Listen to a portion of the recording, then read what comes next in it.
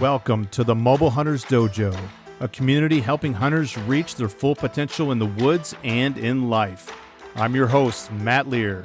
Come on in, kick off your shoes, and take a seat on the mat as we develop a mindset for success, forge self-discipline, practice the art of continuous improvement, and hone our craft.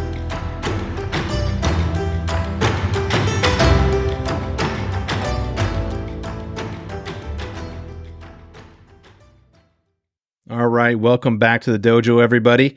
I'm your host, Matt Lear, and I've got an awesome guest here. We've been trying to get together now for, I don't know, seems like months, but Cody Huhn, how you doing, man? Glad to have you on the dojo. Great to be here. It's definitely been months trying to find times for schedules to work out, no doubt. So, yeah, I'm so excited to have you on. I'm excited to get into what we're talking about today, too. But why don't you give the listeners a background of who you are and where they can find all your stuff, because you've got some great content out there. Yeah, and I've been on a couple podcasts, so people have probably heard it if they know who I am. So I'll just burn through it. But originally from Michigan, as all some of the greats are in the hunting industry, cut my teeth on that, and extremely difficult, as a lot of guys know. Back when I lived there and I was growing up, it was I wouldn't even say arguably, it was the current hardest, or was the hardest state to hunt at the time for any kind of respectable bucks. I think it's kind of gone up a little bit in these past few years now. Thank God. But back then it was extremely difficult, and so that's really where I learned woodsmanship. Started hunting through my father, and just I took it to a next level that even he didn't take it to. A lot of small tracts of private land in Michigan, which is where I really started progressing, and you really have to be pinpoint and optimize on those small tracts. So that really gave me the understanding of with skittish deer and these a little bit older deer, how to catch them in those little micro habitats. And then from there, once I started progressing and started shooting some I wouldn't, for Michigan older age class, I'm talking that 3-year-old, maybe 4-year-old range, Pope and Young. Once I started getting into that, that's where I started trying public land in Michigan. Extremely brutal. I was successful, killed a couple really nice bucks, decided I actually took an internship to Midwest Whitetail, come out to the Midwest, hammered out all the editing. It was great seeing all these giant bucks, but I was lucky enough to have some time, snuck away to public land, which was kind of like, again, wasn't super big on it yet, but snuck away to public land. First year I was out here, and I put a smack down on the booner over my shoulder here. I wish you guys could see it, but just a giant buck. And ever since then, I was like, well, we're moving to Iowa. I'm hooked. We're here. We're chasing booners, public land, and that's kind of the quick rundown. So, man, that's awesome. And you got a YouTube channel out there. Yeah. Public land whitetails. I got a Facebook group, a page, a TikTok, and a YouTube. Bunch of content out there. All the platforms kind of have different. The group has more like, so it's just like a social setting. People can post what they want. The Facebook page is I guess a little bit geared toward the older crowd. The YouTube is it's my smallest following, but it's more of my style. Everything's really organized. It's really clean. You can find all my content out there. The TikTok is just, if you're on it and you want to watch some weird stuff I find in the woods, there's some weird videos on there. But there's a group of people who like that in the hunting industry, so I'm not gonna disappoint. Yeah. So really quick, I'm gonna move you back to Michigan really quick. Where did you grow up in Michigan? Pretty much right in the center. I'm not afraid to give it away. So I grew up around the Chesaning area. Okay. Truthfully, it was Oakley, but nobody's going to know what that is. They might know Chesaning. If you don't know where that is, it's kind of it's kind of just west in between Saginaw and Flint. Okay. Yep. It was actually just below, I believe 52, where they had the rifle cut off. I was right below that. So I was in a shotgun zone, very chopped up, small farmland tract pieces. Yeah. And I grew up on 20 acres, and we had it was an old farm property that had grown up. So unbeknownst to me, it was like the best piece. I thought everybody who had the timber sections that were just open, beautiful sections, I was like, oh man, I'm so jealous of all those. But our piece that was just really grown up, nasty brush, bunch of honeysuckle in there, never been taken care of. No, it was the dynamite piece for the Yeah. neighborhood, and so that really helped kind of teach me these. Even at the time, just a 2-year-old was a good deer. So a 2-year-old, and then we got into the 3-year-old, and then the 4-year-old range, just because we actually had them. We had one, maybe two a year that would just core right in on the 20 acres. And over the course of the time that I was there, I actually did piece together probably 50 acres that kind of chopped up in the neighborhood that I could hunt with permission and whatnot. And Michigan is a whole different beast because Oh yeah. some of those deer, I mean, they core and live their entire lives and die in like 10 acres because if they go anywhere else, they're just gone. So Yep. that's it was definitely it was a great upbringing, but I cannot say I want to go back anytime soon. Yeah. So I live in Michigan. So I'm in West Michigan. Yep. And so I can relate to the struggle. I will say, like, I know some guys who are dedicated to it. These guys I respect a lot. They're awesome. They've really, they grind it out and go after those bucks. I am of I guess a different mindset of going, hey man, I'm going to head out and go try my hand in different states. And I enjoy doing that. I'm not crapping on Michigan at all. I love Michigan just as much as you do. I'm sure it's a great heritage here and all that good stuff, but Exactly. yeah. Yep. So now you're in Iowa, and Iowa's hit the news recently, and it's been a little confusing. So I don't know, it was a couple of weeks ago, I think, or even a week and a half ago or so. All of a sudden I started seeing it on socials, trail cameras are banned, and there's been a plenty conversation around that. And then all of a sudden, oh, trail cameras are back. But this is a pattern that's going on. We're seeing it go on in other states, and it doesn't mean that it's back. From my understanding is that it's curbed for a little while, and they're going to go back and revisit all of this. But the original, from my understanding, correct me if I'm wrong, was that there was a call to action to kind of streamline the rules and regulations, and then really clarify some of them. The DNR came out and said, this means, to clarify the trail camera rule is, you can use them, regular SD cameras, on public, but you have to put them up and take them down the same day before dark. And then I heard somebody say something about like a cell cam had to be in your visual. You had to be able to look at the camera at all times to use it. I don't know if that was true or not. And then, so essentially what it was a camera ban, because nobody's going to use the camera that way, right? Correct. And they were saying, from what I understand, is that has always been the rule. They were just clarifying it. And a bunch of people called bullcrap on that, because a lot of people have been using cameras for many, many years. And I don't know how it got turned around, but there's, I guess, some groups got together and got in the ear of the DNR, and they said, okay, let's not do anything drastic. Let's curb it, and we'll come back and talk about it. So when you heard that, Cody, like, what was going through your mind? Man, not happy. I heard, so I'm lucky enough to have some relatively important friends in the industry, especially with the public land side.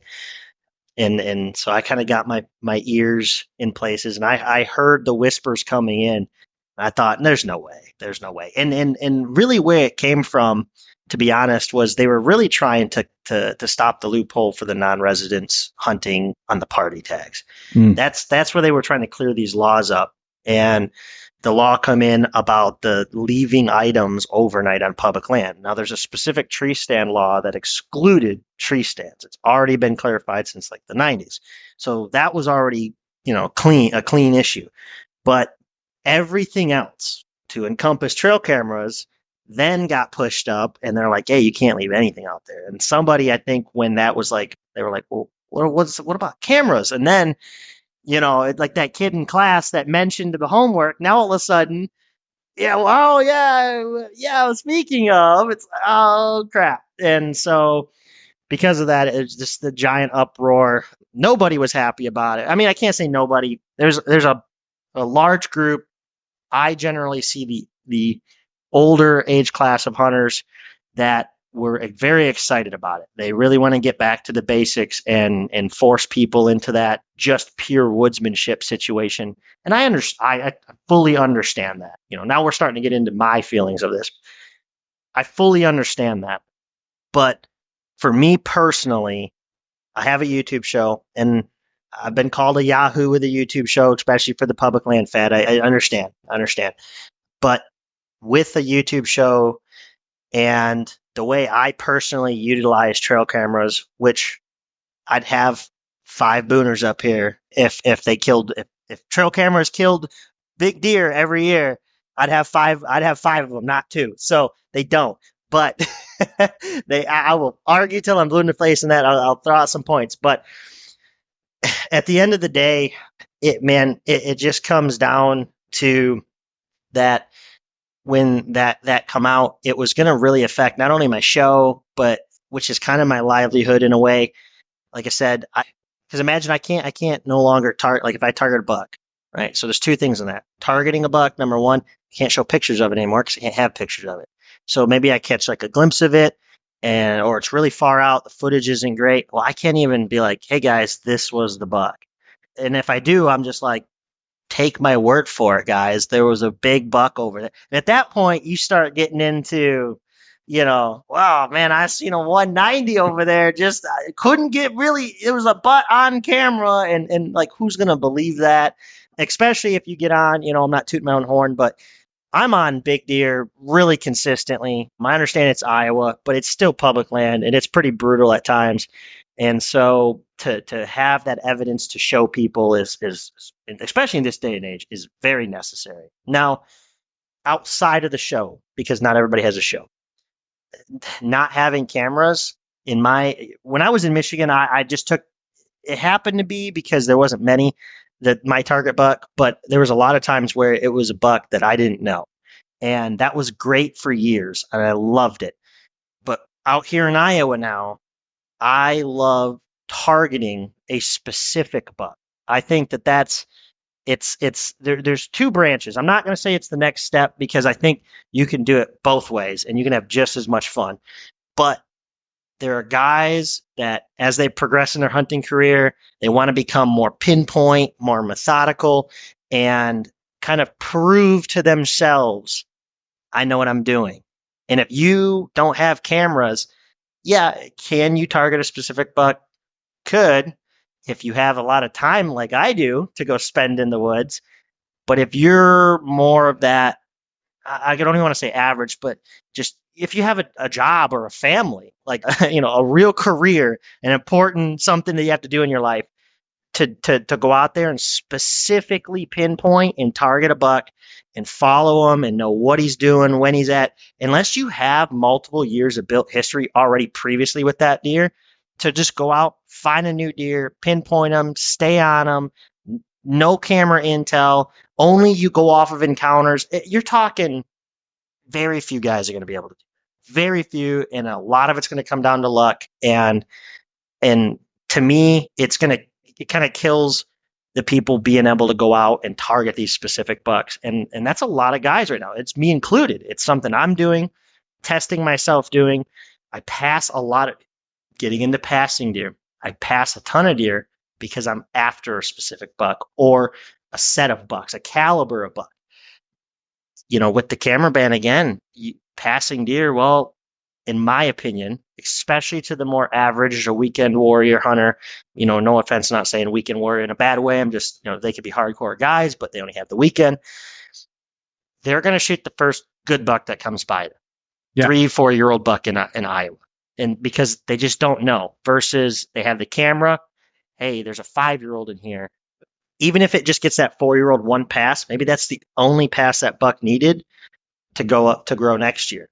And so I know we're wandering, but I'm trying to make a point of, I think not only are cameras beneficial just for hunting on a personal level, for a show level, they're beneficial, but on a personal level, it gives guys drive. It's a whole nother path. Mm-hmm. They can go do their own thing.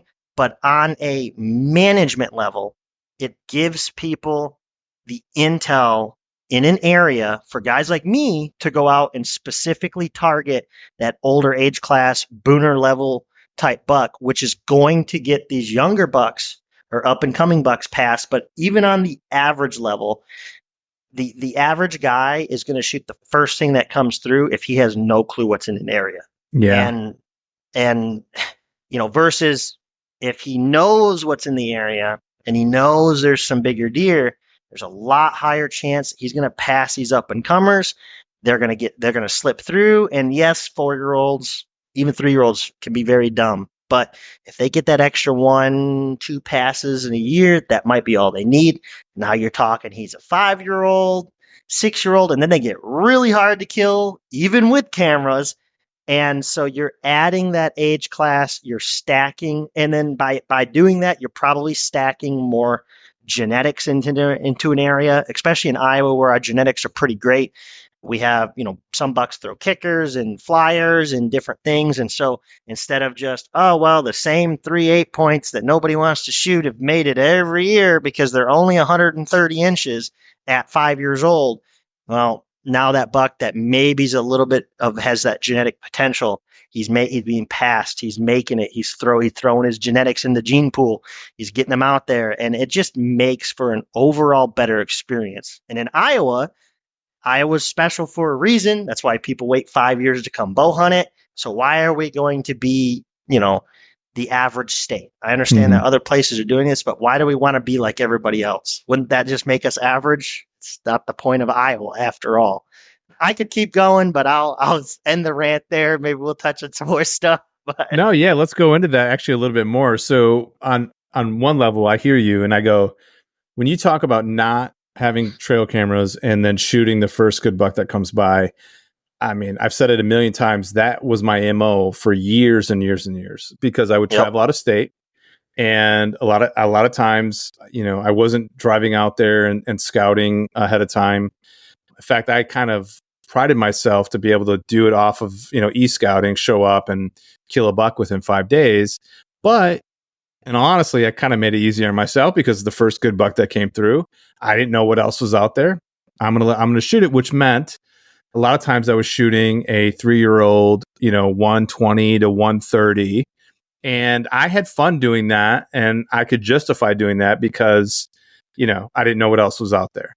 And so I think on one hand, you're right. I think you do risk, people then going, I don't know what's out here. The argument that everyone's going to say to that right now is, well, it's Iowa. You should know there's bigger ones out there. But for a guy who's never been out there before, saved up all his points, the fear of going home without, and I think it's harder to pass if you don't know what's on the property. I hear you building a case for, and I think you're building a case for trail cameras because there is a loud voice that's starting to come up. That's an anti-trail camera voice within the community, which is interesting because there's an anti-trail camera voice that I think is happening from outside of our community, which is going into legislation, and which is why some of these states are starting to ban trail cameras. And now we have a voice within the community, and a voice from within the community of some people who are very reputable, who have shows like you and have podcasts, and they are very loud about, hey, I think we need to get away from it because trail cameras are what's ruining the culture of what hunting used to be. And that's what I'm hearing come up. And then the argument is we need to rely on woodsmanship more. Now, another group that's in there is the pro woodsmanship group, but they're also using cameras. And so it's just really interesting that's going on right now. Why do you think some of these more reputable people, when I say reputable, I actually don't know the resume when it comes to hunting. I just know that they have a reputation within the industry and they have a show and they have a podcast and they have a following. So why do you think they are now going, hey, we need to move away from trail cameras? Like, do you have a feel why that all of a sudden has become loud? Truthfully, and I can't say this out of I guess this would be more of offhand opinion. Yeah, that's all it is. I kind of believe it's just there's people who are stuck in the old, stuck in the old ways, stuck in the ways they grew up in, and there's people who can change and adapt. I don't mean that in any bad way, but that's like that with anything in life. There's people who are always going to want the same old, same old. It's worked for them for years, and that's what it is. And there's people who are going to be willing to adapt. And my argument is, well, as everything is, it's always changing. We're in the modern era, and there's going to be modern tools that are going to come along. If if trail cameras really did consistently kill big deer, and don't get me wrong, cell cameras, when you load up a really nice piece of private property, they probably help immensely. But for the average dude, permission land, small tracks, what guys can really afford. Public land guys like me who are really dedicated, they just don't. It's so rare. They half the time they actually screw you up because you get a picture at 2 a.m. of your target buck, you get all giddy and you go sit a stupid sit to go try to kill this deer, and you just waste a good hunt rather than going to sit somewhere else, and maybe your second or third tier target buck goes through in daylights and you should have been there and it was a better setup in the first place. I just think it comes down to, well, you go. No, I was question. Sorry to interrupt. How many people do you think are using trail cameras wrong? Like, is that an issue? I've said this before and I'll say it again on other podcasts. I think everybody is. I have entire podcasts about how to set and where and why to set cameras. I personally believe that everybody's like, oh, you only get 20, 30% of the bucks in an area on camera and blah, blah, blah, blah, blah. I will say this. Having cameras is probably a little bit more unfair for me, for my tactics. I get outside of peak rut, random cruisers burning through. And even then, because I put a wide net out, a lot of times I'm like, oh, that's cool. That buck from 3 miles away showed up that I know about from over there. I think so many people are using cameras wrong. We would need an entire podcast to get into that specifically. But personally, the entire idea of how and why people set cameras, I think they're using them wrong. And I believe personally, this is my opinion, I believe that that ties a lot back into what you were saying about almost the anti-woodsmanship. Guys are taking cameras, they're going out, finding the first sign, the first crossing, the first thing, they're setting them down, and they get a picture at 3 a.m. of this giant buck, and then they're just hunting the piss out of that area or destroying a bedding ground nearby, trying to find that buck. And I believe it comes with a lack of understanding of not only hunting mature deer, but also how to effectively use trail cameras in a precise method that actually gives you more of an advantage on these older age class deer. That's something that if you do watch my show, you'll notice I have a lot of daylight photos of these big bucks. And again, people are going to say, oh, it's Iowa. Come on out here, because a mature deer, whether it's in Iowa or another state, is still a mature deer. They're not around every tree. That's something else too. You made a touch on saying it was Iowa. There's whole areas that I go to that I put out a good blanket of cameras, and I'm more effective of picking up these mature bucks in these areas on camera. So I'm more effective running more cameras out there more often.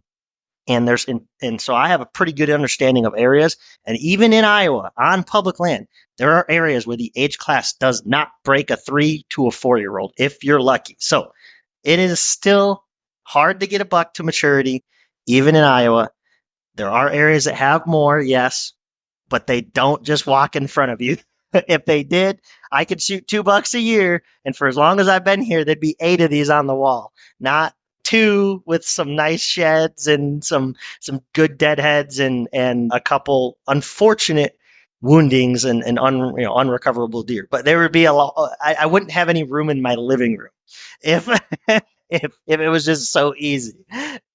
Yeah, I mean it is there's more. It's undeniable that there's more mature bucks there, and you have like a better, For sure. there are. But Yep. yeah, that whole idea of like behind every tree isn't true at all, because then everybody, I mean, why would anybody not go to Iowa then? Yep. And we would see, picture after picture after picture. It is better. That's the reason why you moved out there. It's not Michigan, Exactly. you know. Exactly. But yeah, it's not a magic state either. It just doesn't happen sitting anywhere and all that kind of stuff. So okay, so heading back to, we kind of talked about this argument and going back and forth, and this is going to be great, because then people are going to go and Google your name. They're going to go back and look for those podcasts where you go into more depth on the cameras, and maybe one day we can have you back on and we'll do that here. But Love to. what were you going to do if you couldn't use the cameras? I mean, what was going through your mind at that point? Yeah. So it was going to be two things. I already spend a significant time velvet filming. I was really going to have to spend what I was believing almost every night velvet filming. But velvet filming really only gets you so far, especially when you're talking for rut type hunting. Velvet filming works really well for. It doesn't really work so great for early season here because our opener is October. In my opinion, velvet filming is great for just understanding a very broad area and what age class you have in that area, which is, it's all good and well, but there's just, unless there's a ton of public, there's just no guarantee those deer are going to be there. And it works extremely well, controversial, for late season hunting. So that's for very, very late season hunting. I'm talking late, like your muzzleloader season and right up to the last couple days of season. But tying back into the rut here before we go off that giant cliff, because I'm sure that's going to be an interesting topic to get into. For what I was going to do for rut hunting, like I said, I was going to velvet film, just get a very broad perspective, put out a big net, just try to spread out as much as I can in an area, even if I'm away from the public.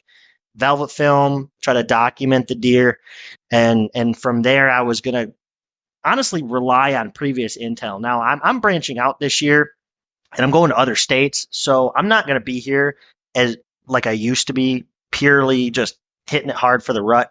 So I was going to kind of pick and choose, but honestly, it was going to kind of destroy, not kind of, it was going to destroy my ability to target specific bucks in the rut with any kind of predictability, even at, for any kind of episodes. I was basically going to fall back to what I grew up on and just go, I know this area is good.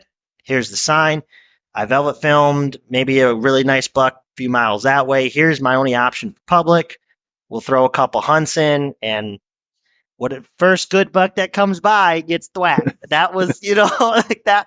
And that's what it was. That's what it was going to honestly be. It sucks, but that's what my plan with no cameras for the rut was going to be. I do have a couple bucks that are really big that I have previous history with. Caesar, if people are following that, absolutely bonkers saga at this point. I was going to focus him really hard. Luckily, he cores in a really tight area. So I was going to go after him, spend a lot of time on him. But with no cameras, it was just, yes, woodsmanship and a whole lot of time of just sitting there to really, here's something else to really touch on. Without cameras, if you hunt, especially as much as I do, I have a journal. I missed 6 days of the entire season last year, and not even all 6 of those days I missed the entire day. I may have hunted in the morning. So I hunted every day, rain or shine. I know some people don't like that. Again, I'm a controversial guy. I think any day you never know. I might not go hunt my great areas, but even on a really bad day, I'm like, who knows? You hear the stories of the little kid that got put in the crappy spot in the corner of the timber and shot a 200. So why not? I'm just going to go sit it, whatever. So by not having cameras, though, you're going to spend a lot of days trying to sit observation sits. And maybe you're not even going to sit in observation. Maybe you're just going to dive in, but you're just going to spend a lot of days sitting there just trying to understand these new areas or areas maybe you don't have all the intel on, that you haven't hunted for literal years. And when you're especially a weekend guy, you're burning your very, very finite precious days just to learn an area that you might be like, there's not even a deer here I want to kill. Like, what's going on? Again, and that's going to tie into desperation, which is going to tie into the first good buck. And that first good buck statistic gets smaller and smaller the less days you have of the year. So that's a younger and younger age class. And I think that is going to lead to a worse, it's going to exacerbate the issue. There's going to be the first few years of all these really old bucks that are going to continue to get older and older and older because people can't hunt them. They don't know they're there. And then once those have all pretty much died off, then you're just going to be left with that starting age class where they've been being constantly picked off. And so it's going to be like, yep, this effect went in. We have 5, 6, 7, maybe 7 years of really great hunting where the top again, and great hunting is in terms of only the top couple percent guys where they're like, man, I'm just killing this giant buck and this giant buck and this giant buck. Nobody even knows about it. Nobody's even hunting over here. Everybody else is going to be pissing and moaning and hating it, and then after that time frame, then it's going to be like, well, where's our age class? Well, everybody shot it all because they all thought the only thing in the area was a 3-year-old. Again, opinion, but So everybody right now, and I appreciate you coming out and saying this. Everyone right now, I wouldn't say everybody, a lot of people are listening to this and they're going, oh, the poor Iowa guy. He's complaining about, Iowa guy that's got a YouTube channel. Mm-hmm. But if it happens in Iowa, I mean, it's happened is it Idaho for elk? You can't use it? I can't remember, but I know Missouri's been that way already. Like you can't hang cameras there on public land. I know Kentucky was talking about it. I don't think anything came out of it yet, but the conversation's starting to get all over the place. So don't sit there and look at the Iowa guy because pretty soon this might be your home that is happening too. Back door. Yep. Yeah, and if you don't have the age structure like Iowa does, and it's not going to be 7 years, it's going to be 2 years, it's going to be 3 years before you start feeling the pain. And I know some people out there go, "Oh, good, then only the strong survive." But I like the case of what you said, though.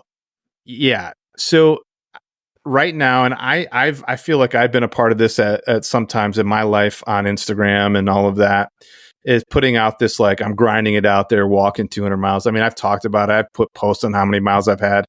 I'll apologize right now for that. Like, you won't see that from me anymore because that's a few select people who have the time that can go out and do that. I'm at an age now where my kids are older. I actually don't want the dad who's got the 3 little kids to go out there and grind that damn hard because that means he's not able to spend time with his kids as they grow. I did that. I missed out on my kids growing older because I was out trying to grind it out. And so a camera to go out there and help that guy who doesn't have all that time so he can go out and get a, respectable deer is, I think, a really good thing. And I think we need to think about that in our conversation when we're all talking. I think it's really, it's awesome to sound like you're this hardcore guy that does and you may do it. Yep. But that is just not the reality for a lot of people. And you're right. I don't think the trail cameras actually do kill deer because I would kill more deer too. And maybe I'm just part of that group that you're talking about. I'm sure I am. I don't know how to use trail cameras, in the best way, but they don't. And I think, anyways, I'll stop ranting. This isn't about me, but I think you're right on track because here's, in my opinion, again, I'm going to throw that out a lot because this is just all my opinion. Everybody's going to have their own thoughts on this topic. Is a bunch of everybody's and opinion. It's going to be extremely controversial. And I'm not hating on anybody, but in my opinion, by banning cameras and forcing guys to go back to the basics, back to woodsmanship, everything that we've already talked about, I believe is going to happen. But what also is going to happen is you're going to divide an already divided industry. And the classification of like that top 10% guys right now that get it done on public land, that's going to go down, at least with areas of camera ban, is going to go down to about that big.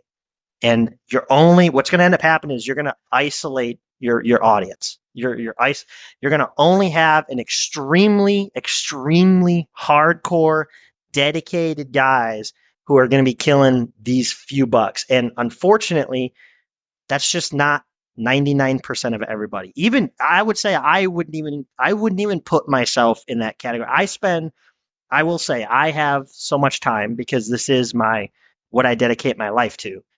Even with the amount of time I have and I'm still learning every day. I don't think I'm at that skill level yet. That true, skill level. Well, I mean, obviously not. I mean, I have some nice booners and some Pope and Young. I'm obviously not, 15 booners on the wall. I can go out and just like spit in a direction and yep, I'm going to kill one over there.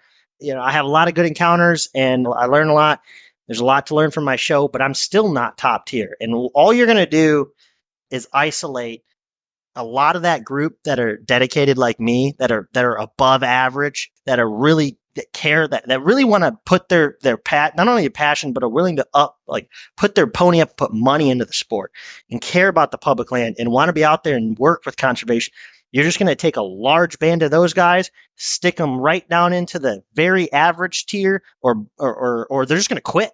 And then you're only going to have that very tiny window of guys that are ultra hardcore out there still grinding it out, killing all the deer, and you're just going to isolate the community. And when you isolate and divide the community, then all those ultra hardcore guys are going to have a problem with management, which is already an issue. Even in Iowa, management is an issue. And Iowa is already one of the best states to hunt management wise. So you're going to basically take that top tier guys. And then within, again, 5 years or so, they're not, they will always have deer hunt. Those guys are always going to have deer hunt, but you're just going to hear their voices even louder. But now they're such a small minority, they're never going to get anything done. And I was getting back to those laws. The reason why, I know I'm an Iowa guy with a YouTube channel, I get it, but Iowa is a special state. And in order to maintain its being special and for be a reason for guys to spend 5 years and thousands of dollars to come here, we need to maintain that being special. And that means special laws, special things, special tactics. It cannot be like every other state. That goes for public land, private land, everything. Because if it is, then it's no longer going to be special. And if it's not special, then where are you going to wait 5 years to go kill, have an opportunity at, a lot of guys can't even get on a 140 in their home state. In Iowa, on public land, if you're a serious go-getter, you don't have to be that top 10% to have an opportunity. I'm not saying it's going to happen, but an opportunity at the right time to do that. You really want to sit there and keep pissing and moaning in your own state that you can't kill anything, Pope and Young, or have an opportunity to even see a booner in your life? I'm advocating early because I see the changes coming down the pipe, and I want to make sure Iowa stays special. In regards to the camera, yes, maybe they kill a couple deer here and there. A lot of studies that come out say they don't, but keeping them has a lot more benefit because it keeps, in my opinion, more age class, more management out there because it informs people. And people who are informed are generally more intelligent, and so on and so forth. So yeah, again, we're weaving, but there's a lot going on here, Yeah, I love it. Two dudes on a podcast. Well, this is fun. It's a fun conversation to have. And you said something that brought up this memory. And by the way, like those top tier elite guys, like I love those. Like I have some guys that I think in my life that I've met, and I met through this podcast, and I've met in my life, who are that top tier, very rare, hardcore grinder, willing to sacrifice. I love the ones that I know, like are their dear friends. I like them a lot. I love them. So I'm not poo-pooing on them. I'm glad they're there. There's something for us to aspire to and learn from. But you just said something. I forgot exactly what it was, but it brought me back to this memory I have of a young hunter watching the Drury's, watching Realtree, watching them kill these magnificent bucks, and then thinking to myself, I'm not of that class. I can't go and do what they do. I don't have access to that type of land. And then somewhere along that journey, people went out, cameras were there, came out, and then guys started realizing Well, if you put in the work and you do the hard work and you go out on public land, guess what? What was not available to us actually is. And Yeah. what Yeah. and that Yeah. and that is like why we're all here, actually. Like that's why all the podcasts are here. That's why Instagram, like this hunting community, all of those people realize, holy cow, I've got a chance. And now that's not a foreign conversation anymore. Now it's common for guys to shoot. I remember 130s was the standard, even in Iowa. I remember when Drurys Yep. were killing 130s, and that was like a big deal. And now a 130, it's like not the standard anymore. Everybody's talking 150 booner and above because it's actually within reach for really anyone. And cameras do have opened that up for us. Our eyes are open that now we have a chance to do it. Not just cameras, And, but it gave us an opportunity.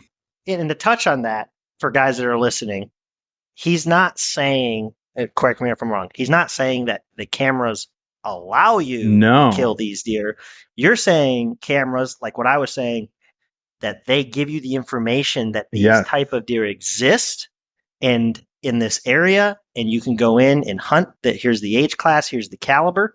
And by having that information, everything we've been saying about people passing them and managing and doing all this, all cascades. And, it sucks that we don't all get participation trophies out there. I guess you get to go shed hunting at the end of the year to do that. But, it sucks. Only one guy is going to get to kill that buck at the end of the day. Yep. But 5, 6, 7, maybe 10 guys at least got to chase it. Yes. And really, when you break it down, for me, I got my booners here, man, and I love it. It's awesome. Some of the best memories I have in the world is killing these 2 deer. But for the years that I've been here and I'm hunting and I'm building my channel, what makes me go out every day, truthfully, is the journey and the chase. I love exploring new places, finding new things, finding new bucks, finding big deer. You get into an area, especially when you do get into an area and you're chasing this one buck and you haven't even seen him you haven't seen him at all ever. It's been 2 years, and then 80 yards away he pops out at the edge of the thicket. Obviously doesn't give you a shot, of course, but pops out, gives you that just early morning. He's breathing. You see the the air is crispy, and he turns, and I'm getting all caught up in my own mind thinking of these moments. It's those moments, man. That's what it's about. And I believe that by not letting guys in on that, to have those special moments with bigger deer, that people are still going to hunt. People are still going to be passionate. But I think that drive's going to go away with a lot of guys, especially the younger guys, because there's a whole generation now, and I would say I'm on the tail end of it, but there's, some guys younger than me out there that they grew up with these big deer, and this is what's going on. And if we just rip it out from under them, just like me personally, it would really hurt.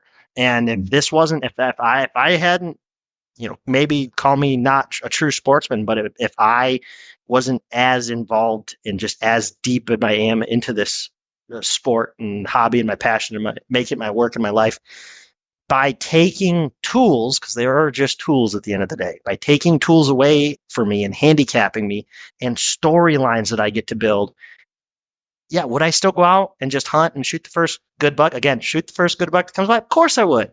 But you're taking part of my life and my journey away from it. All for what? For the complaint that you see too many $30 Tascos sitting on some trees in some public land, or that you think they kill big deer when in reality they probably keep people out of the bedding area that you're hunting for that big deer more because they do have a camera. I mean, maybe they go in there a little bit, but it's just like anything. It's a trade-off. I'm sure when, compound bows, I'm too young, but I'm sure when compound bows come out, it was unfair. Yeah, they're going to kill all the deer. They're all dead now. No big deer what have we done? They keep getting bigger and bigger, more people into management, and it just keeps going up and up and up. So old ways is what I would say. All right. So back to, you said something. You were like, yeah, I was going to go to you're going to start targeting them late season if you couldn't Yeah. use the cameras. Yep. So what is all that about? Okay. So yeah, we'll dive into that. I get asked that quite often. I'm slowly becoming known, relatively speaking, as the late season guy, which is funny because I used to think like past mid-October back in Michigan, like if I hadn't had my buck killed by the third week of October, I was like, my season's over with. I'm not gonna kill anything. So, since I've really progressed in my hunting career, I've started to really fall in love with late season. And it just really comes down to that at the end of the day with the right cold front and the weather system, and we'll elaborate on this, but when the right cold front happens and you're in the right area, plus you get a muzzleloader, couple more yards there, you really can force these big mature bucks where you just basically tie their hands behind their back and you're like, do you want to take your chances with me in the field or do you want to go out there and freeze to death on that hill? Take your pick, my man. And 99% of the time, they come to the field. So it's really nice. I mean, this guy right here, this is my biggest buck to date, 168 public land. It was he got there right at dark, and he knew he was like, this is not a good idea. But it's like, what's he gonna do? Go over there and freeze to death, or is he gonna come eat those carbs to get his body heat going and moving? And so tying in the controversial part, the early season. So without the cameras, yeah, the cameras really weren't. Cameras late season for me, they're cool, but 99% of the time, if I get a picture of a buck late season, it's 3 a.m. or it's that moment on a field edge, and even if it's a cell cam, it's like maybe an hour if I'm lucky before dark. It's like usually 20 minutes, and it's just in that moment and gone because your opportunities in late season it's feast or famine. They are fleeting, and then they're there, and then they're gone. Which is, again, it's amazing because when it happens, but there's a whole lot of time where it doesn't. And so cameras late season for me really don't play that big of effect.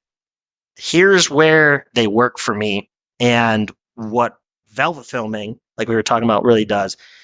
I have noticed if you're in an area that does have agriculture, and this pertains to even like hay fields, and I've seen this work for like locust trees or like maybe like crabapple trees, even in some acorn flats. I've seen it work. I'm not a great acorn hunter, so I'm not going to dive into that too much, but I've seen it work pretty much generally everywhere. If you break it down, early season and late season, the deer, the bucks specifically, need almost identical things besides one big factor, which is thermal cover. Mm-hmm. So if you can go into an area early, I'm talking legitimately right now, until they make that transition, around that September time frame where they start to change their patterns. In the summer, if you go out and you glass up a buck, and I'm not talking just glass up a random buck in a random standing bean field where he's a mile out there. I'm talking you're sitting there, do it with some purpose. Find a hidden bean field, a hay field, an alfalfa field, something like that, that in relative speaking terms is close to obviously something you can hunt, but like sections of timber, draws, something that is usable, not just where the deer that are just spread out. Because you're always going to have bucks that are just spread out 5 miles away, feeding in the middle of some bean field that does no helpful information for you. But especially here in Iowa, we have public land fields. And so you find those bean fields that maybe they're tucked back in off the road a little bit. And I've seen this happen with the ones on the road. But the point is there's depth of cover. That's what I was trying to use there. There's depth of cover there. Okay, those bucks are most likely right now are near that food source. They're getting that wind, they're staying cool. But if they're feeding the older age class, I'm talking the mature, the really big ones. I have found personally that those older age class bucks, those really, really mature ones, they like areas. And yeah, they're going to branch out in the rut. You're going to get them where they'll pop up, their last week in the rut, 5-10 miles away, going to breed those does that they've done that for 5 years over and over and over. Long cruising lions. Everybody's a rut. I'm not the expert rut hunter here. That's not my forte. So we won't get too into that. But talking, early to late, those really big mature bucks, again, they kind of need the same thing. And if you're talking that they're eating in that bean field early, well, if there's beans in that field late, he's probably going to be there or really close, because once they're outside of that rut mentality, I have noticed, and I can't even say I've noticed. I have evidence. You can go watch my show. I have the sheds and all the pictures to prove it, and bucks to prove it. These really big bucks early in the summer, they'll feed, and they'll lay close to these fields.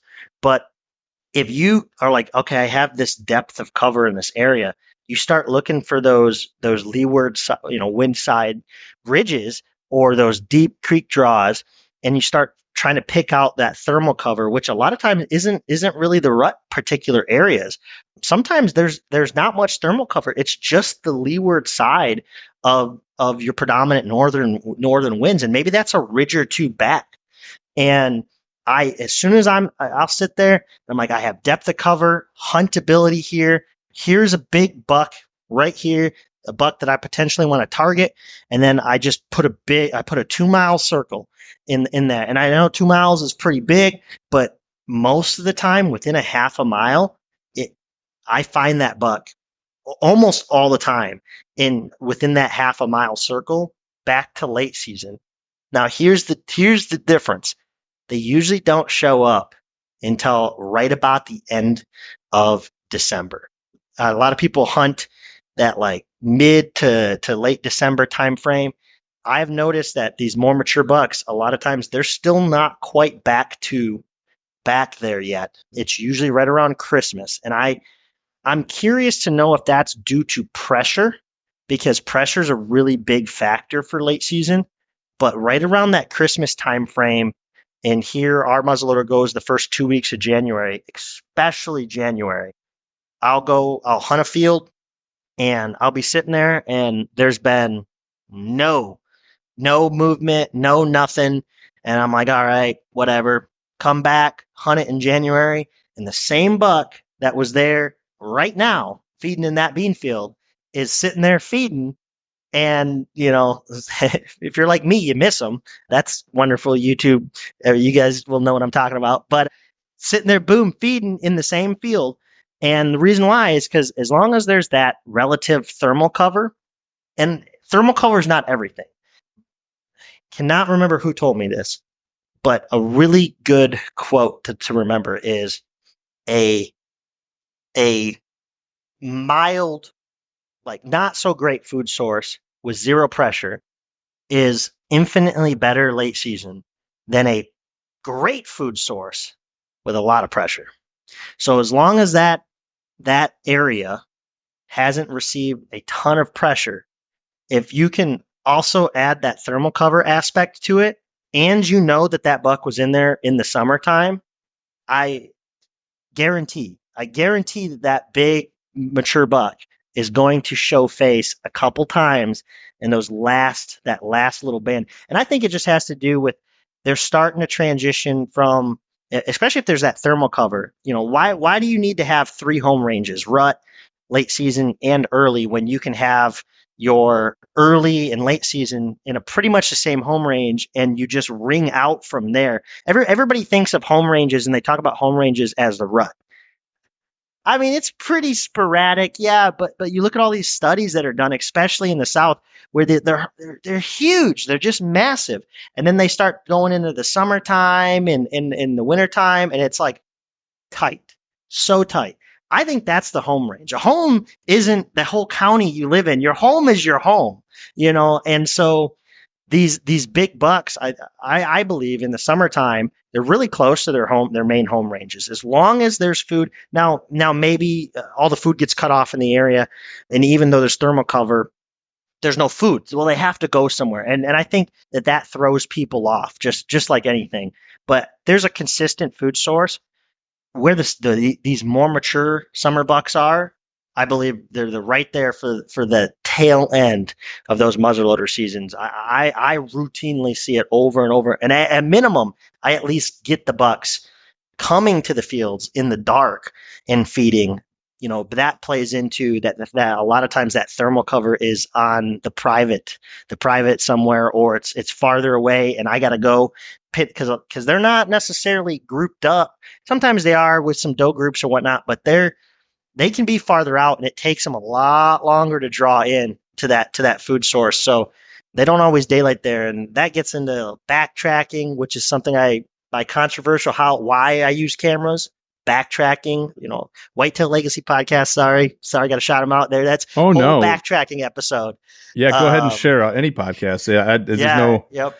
Yeah. I have a whole podcast about how to backtrack, and I have again, controversial topics about backtracking and how to use the cameras for backtracking and finding these bucks. But the point of what I'm getting at, I've been rambling here and hitting everything.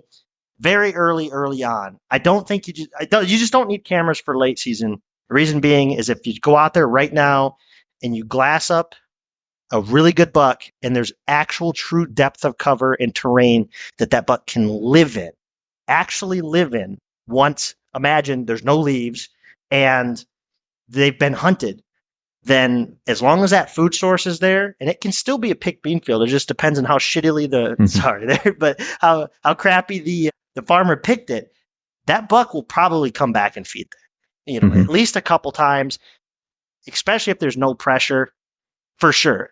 And I'm not talking like your 2 or 3 year olds. I'm talking because they're just going to go to whatever dude has the really nice food plot a half a mile away with food in it and feed with the other 40 deer. But these older, more, I guess you could call them smart, adaptable bucks, the ones that they're living for a reason. And I think they're doing this, which is something that I personally haven't heard anybody talk about. But I have a whole category of evidence and from pictures to videos proving that this is a legit tactic and a legit thing. And like I said, now I'm starting to be called the late season guy out here for it, which is not, I don't know if that's like a title I wanted. I never really went for it. I just, late season was the longer season in Iowa because the shotgun seasons are broke up. And I'm all about just the more days in the woods. I think the more opportunity. Started hunting it, and then I just started noticing a lot of correlation between those really good big mature bucks very early in the summer being in the same spot really late in the winter. So it makes sense when you talk it out to me. So a question is, what is thermal cover to you, and what does it do? What's the purpose of it? Yeah, so the primo best thermal cover. And I don't understand why. It seems like it's only an Iowa thing. I can't say that. It's only the people I've met out here in Iowa don't like it. It's so weird. Obviously, cedars and pines for thermal cover. I think those are the absolute number one. Coming from Michigan, that was just a no-brainer. That's where the deer tended to pile up if there was food. They'd pile into those. I seen it all the time. Our neighbors had a little pine thicket, and in the wintertime, we had food, but they'd never be over there in the rut. In October, you'd never see them over there. And then all of a sudden, late season comes when nobody was hunting anymore, because I never hunted late season back in Michigan, really. So I guess you could late season muzzleload hunt, but they'd be just piling out of the neighbors' pines, and obviously now it's like thermal cover. It's probably like 6 degrees warmer in there, plus the wind block, which is huge. Everybody knows you can go stand outside in 0 degrees if there's no wind, and you're like, yeah, this ain't bad. But man, you get even a couple mile an hour wind, how fast are you going to go inside? So that's a big thing. If you have terrain, and terrain can even just be like a steep, like a draw, like a ditch, like a hard cut ditch. Anything to get them out of that strong northerly type wind. If you can stay out of those strong northerly type winds, big ridge system, anything like that, that is also, it's not thermal cover, but again, cutting that wind is huge. Oh, here's a really, I just thought I have a shed over here from a buck too. And based off of just all of what we're talking about, I can grab it here in a second, but even if you're on, so I've seen an so a ridge, an east facing ridge. Okay. Sun comes up first, right? They catch that sun. Even though that east facing ridge isn't quite out of that northwest wind, it's enough. The sun comes up first. So a lot of those bucks, I find, I know a lot of guys are like south facing ridges. I personally find east facing ridges. Those actual east face, or you get knobs on ridges. Those knobs, east facing, sun comes up early, hits them early. They're not perfectly in that wind, like defilade from the wind, but it's pretty good. And then if you're doing all that and you find like a little patch of like maybe some brush or something or a downed log, the shed that I have down here from this buck, just a singular little 10-foot pine tree that he just tucks under. And there's been a bed there for legitimately, and it's probably not all just him too, but there's been a legit mature buck bed in that spot every year since I've been in Iowa. And this year I got out early. I beat the guys out there this year because that area is pretty beat up for shed hunting, and I got out there early and I was able to pick me up a pretty solid shed from it. I was like, yeah. Everybody, I got texts like midweek because everybody's waiting for the weekend to go out because the snow was melting off and it was like still snow on the ground. And I got texts from all the guys. Not fair, not fair. You know, you're out there midweek. We're at work, and they all got me on their cell cams going out of the area, and I have the big old shed on my backpack, and I'm like, yeah, boys, beat you, you know. But yeah, little tip there. I like these. There's little east facing knobs, and thermal cover can be a singular pine tree or just a little patch of brush or something like that. It doesn't have to be super thick pine standings. I've seen them even lay on open ridges but when they're doing that, you're talking it's almost certainly they're out of that main wind tunnel. If they're open ridges at that point, they just have to be at that point. And a lot of times I find that they actually lay on the steeper part of those open ridges or put a log to their back. And I think it's just because they just get that extra. If it's steeper, they can just bury their back into it. That log, they can kind of bury their back into, and it just gives them that much more, you know. They're pretty in tune with nature. They're actually living out there. I'm sure if you were out there too, you'd know where it felt that much warmer when you're being frostbitten, you know, 2 weeks straight. So if you didn't use cameras, you'd be more in tune with nature. No, I'm just joking. You know, somebody's saying that. Oh, of course.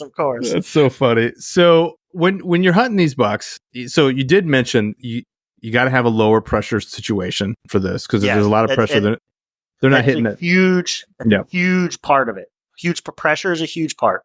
Yep. Are you hunting them on the field then, or are you going back and cutting them off from bed to food? Little bit of both. Situational. Little bit of both. Yeah, it's very situational. If there's extremely low pressure, then you can hunt them right on the food. I killed my biggest buck right on the food. I know that's crazy, and people are going to be like, "Oh, it's Iowa." Yeah, you know, to a point, but it was also that, or he froze to death. And there was big bucks that I watched that were still out in the marsh, coming up, that were bigger than him, that were taking too long, and I was not passing my first ever booner for you know. But it's situational is what I would say. It comes down to if you have a camera, you know, cameras are nice to know, hey, okay, there's been, you know, and I'm not even saying to have a camera specifically for late season, but maybe you ran a camera in that area and you just noticed there hasn't been a lot of hunting pressure throughout a lot of the season. I would say that that's probably something that you could start on the field edge. If you get out there and you notice you're not really seeing much, it's been a couple cold days, but you know there's a big one in the area or previous experience, look at your maps. You know, guys are really good at reading maps nowadays and go, okay, well, all of my thermal cover, all of my good, you know, either east ridges or leeward ridges, opposite, you know, non-cold spots, as dumb as that sounds, anything that's not cold, maybe they're a little farther away. At that point, start pushing, because these deer have been, even unpressured areas, the bucks have been pressured regardless through the rut. So if you know that that where you're thinking they're bedding is farther away, you need to make that move towards them, just because they've been relatively pressured to some capacity. They're going to be a lot less daylight and a lot less active than they were early in the summertime. So make that move to them if you can. Just be wary, because now the woods are very open. So I usually set up an entire ridge away, just because you have to. Yeah. And you just, if it's a really big buck and you're pretty sure he's coming from that direction, and you have an idea of, that's the area I believe he's going to be coming from, you just set up on the other side of the ridge quietly, because I have a friend who did it not quietly, and he's climbing up, and he pokes over the ridge, the top of the ridge, and he didn't see the buck. The buck was on the other ridge laying there. And he's like, yeah, I just got set in. I'm just getting set in. I'm about set up. I'm like, all right, good luck, man. And he texted me a few minutes later. He goes, man, I set my stand and I got in it and it creaked on me. And I watched that buck jump up from the ridge right over. He's like, I was right about it. It was right there. Jumped up and took off. And, it carries, obviously. There's just no leaves, no nothing. So late seasons, you're not bed hunting. You are bed hunting them, but you're not bed hunting them at the same time. You're not getting within 100, unless there's like some kind of type of terrain to help you. You're not getting within 100, even maybe like 200 yards of these deer. These deer usually are getting up and they're moving 500, even 1,000 yards before dark.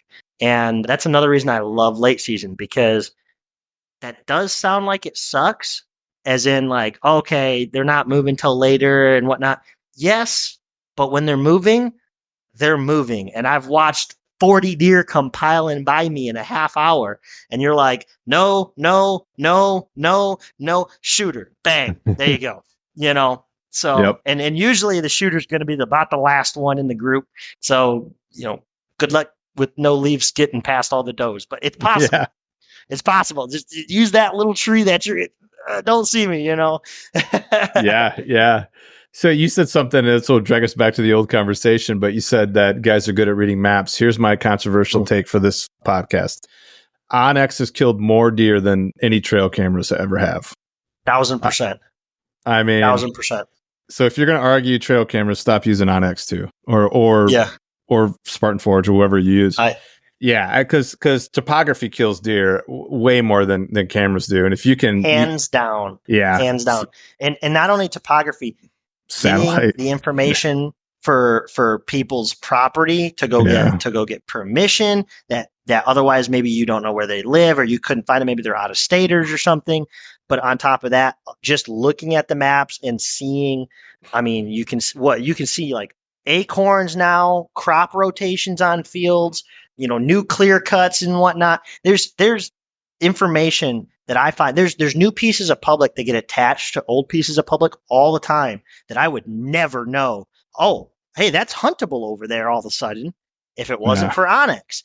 There's just the understanding, getting that 3D perspective of understanding terrain. Terrain's, you were dialing right into that. There's so many times where you look at an area, maybe it's super thick. You're like, oh, look at that little bench line right there. And if you're really good, sometimes you can even almost see the actual trails, like through. Well, you can with LiDAR now. Yeah, LiDAR's another thing. Yeah, you can see it now. All of that is infinitely, like if you go, what would you keep? Cameras or Onyx? You could only pick one. I'd pick Onyx, because I'd be all over deer, at least. Like that, at the end of the day, truly at the end of the day, cameras are a useful tool. I really like them. They help me build stories with deer and history and everything like that. But you're talking like that's in the weeds, in the pocket, like over here. When you're talking core base level, how to hunt, like where to hunt, why to hunt, just drop me in a random state somewhere where I've never been. What am I going to do? I'm going to open Onyx and go, no, that could be a potential spot right there. Now, you may not know the H class. Maybe it is overhunted. Maybe you're not the only one that thinks that. But just looking through and going, yep, right there. How many times have you heard that that's got the buck killed?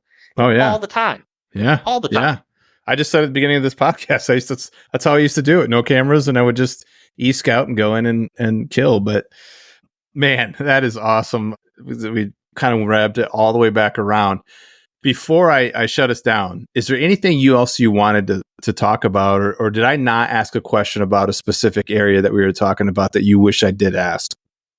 I think at the end of the day, we wrapped it up pretty well. I mean, we could get into the weeds on a lot of stuff, but I think if we're going to do that, we need a whole other podcast to get into that. I believe that you hit the nail on the head. I like you bringing up the Onyx, because that really, I think, puts in perspective for a lot of guys.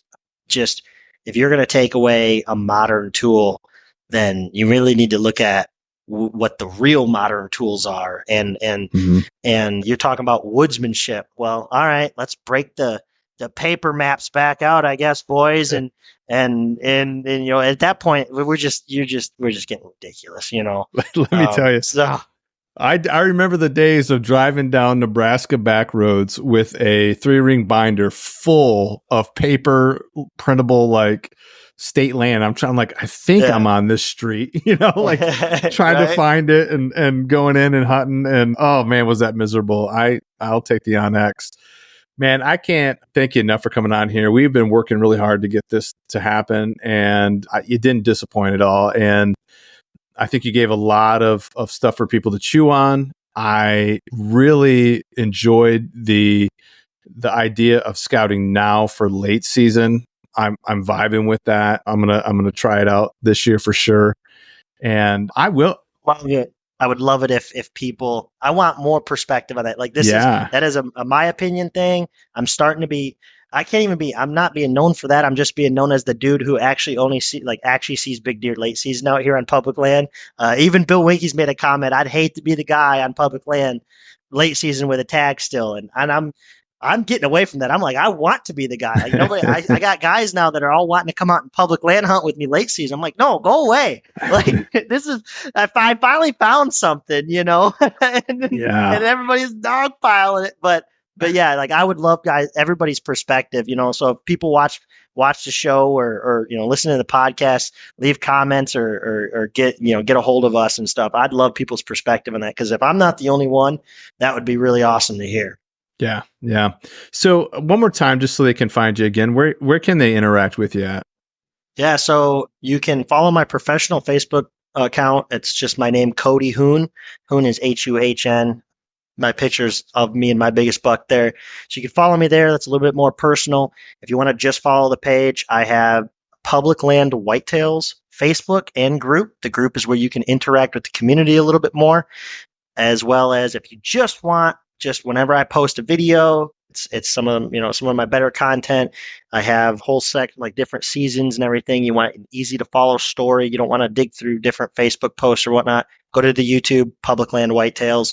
All my videos are there. Really easy to follow along. I said good content out there, a ton of content. I'm not even done putting out last year's content. I have well over 15 episodes to do. And if you're into it, there is TikTok for as long as that's going to be around for. I do have a TikTok. That's just kind of, sometimes I'm out there, I pick up a shed, I see something cool. I just, throw up some stuff if you're really needing public land whitetail content. Yeah. That's where everybody can find me at. Awesome, man. Well, again, thank you so much. Really appreciate it. I'm definitely going to have you back on and we'll have more conversation. And everybody else, thanks for coming out to the dojo, and we'll see you next week. Until then, embrace the journey. Well, that is a wrap for us here at the dojo. We'll be back next Thursday with another Whitetail Master.